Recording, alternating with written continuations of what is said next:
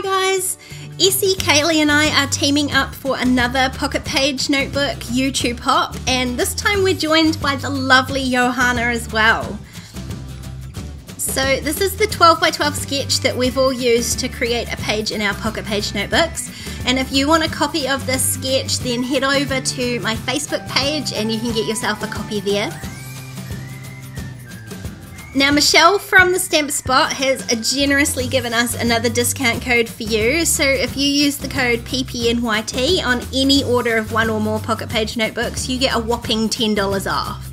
I will leave all the details below in my description box. So for my page, I'm starting with two photos. So I'm using the full page photo from the sketch, and I'm also got another little photo. Now they're both of the same rose, but one is an extreme close-up and one is not. So those are the two photos for my page, and I'm also going to be creating, I guess, a 3-page layout because I'm going to use the pocket and both sides of this spread as well. So I got this really great tip from Tracy Reed, which was when we were using these Pocket Page Notebooks, to just trim off the edge. If I'm going to put lots of little pieces in here, it's easier to slip it in the side than it is through the top, and I must say it works a trick. So I just used my trimmer, but you could totally use scissors as well, to just trim off the edge there. Now, the reason I've done that is because I want to put this tag in here. I didn't have a tag, a white tag the right size, so I used that bright yellow one to create a template for myself, and I was going to trim off that ripped edge on the bottom because I just used a scrap of cardboard, but I decided I quite liked it, so I'm leaving it. Now I'm just starting by slipping a piece of paper in behind my pocket there, just so it doesn't poke little holes in the paper behind there, and I'm going to fuse a few little pockets into the pocket page. So I've got a really thin one at the top, and then I'm going to leave enough space to slip my tag into the middle, and then I'm going to fuse that shut on the bottom as well. So I've got a three pocket page. And right at the beginning there, I did fuse the top of that pocket shut as well. So now the openings are down the right hand side of the pocket rather than the top. So there's my 3 little pockets in my pocket page. And so I'm going to put my little photo on the left hand page, and I'm going to put my full photo on the right hand page with the pocket page in between. And I want to stick my little photo down so it lines up along the little bottom pocket that I've fused there. So I'm just going to use a bit of double-sided tape and stick that down so it aligns with that pocket. My camera ran out of battery, so I had to come back to this. And now the middle pocket is where I'm going to put my tag, but first I'm going to do some journaling, so I'm going to run that through my typewriter. And I actually did the journaling on both sides because you're going to be able to see both sides of this pocket. So I put a little bit of journaling on the back, mostly on the front, but that's that all finished, and I think it's going to sit in the middle there, but of course it's loose in a pocket. And the other gorgeous thing that I'm using this time is this is my signature blend from the Stamp Spot, the sequins. I just love this. It couldn't be more me. Michelle totally nailed it. So I'm going to very awkwardly add my sequins into these 2 little pockets. Like, if anyone has any hints on how you take the staticness out of sequins, I would love to know. These ones were so staticky, and I had such a tough job trying to fit them into the little pocket. I tried everything I could think of. I tried to tip them, but actually in the end the easiest way was just to pick up little tiny pinchfuls and try to drop them in there. But eventually I get them in, and I love them. They're so gorgeous. This is the first time I've used them, and they're just perfect. I love them in this pocket page too because you can see through them, and they just matched the colour of that rose photo perfectly. I couldn't believe it. And so now all I'm going to do is just fuse down the right hand side of that pocket and capture all of those sequins in that tag in there.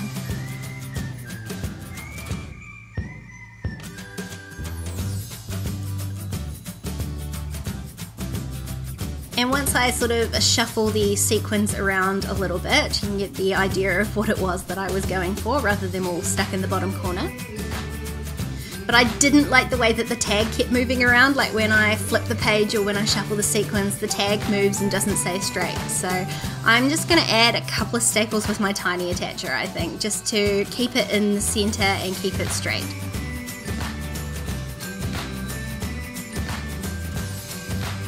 So now I've got my full page photo from the sketch, I've got the tag from the sketch, I've got the little photo from the sketch. It's just that nothing's really in the same place as the sketch. So I'm just going to place my photo down. Now this isn't quite full page, I sized it so that there was a little white border around the page. So I'm just going to center that and stick that down.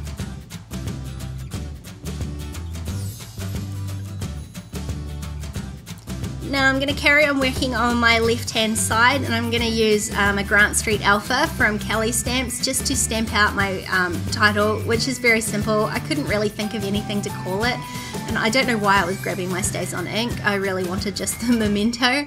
So I'm just going to call it Bloom, because really this whole page is just about the new place that we're living in and all the roses that are starting to bloom now, and each one is just such a wonderful surprise for me because of course none of them are mine. I didn't plant them, so I don't know what's there, so the only way to tell is to wait for them to bloom.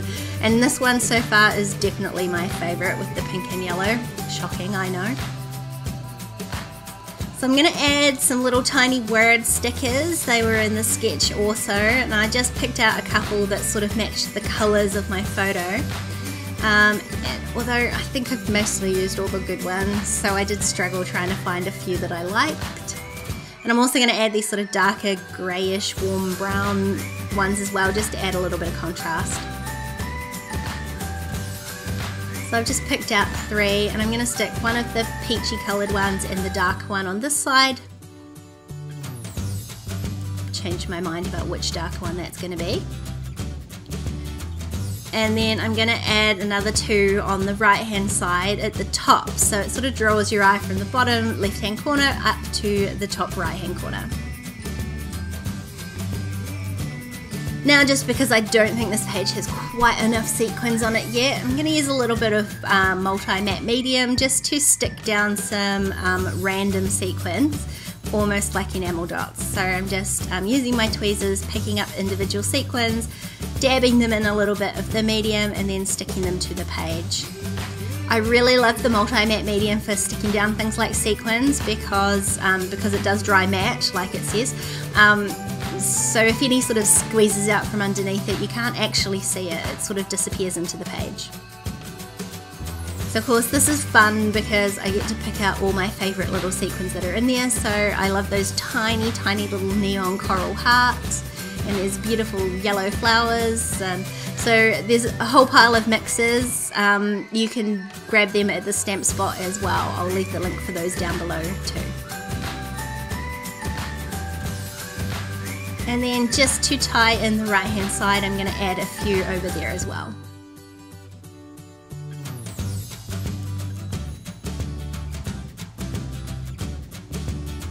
And that is my page all done.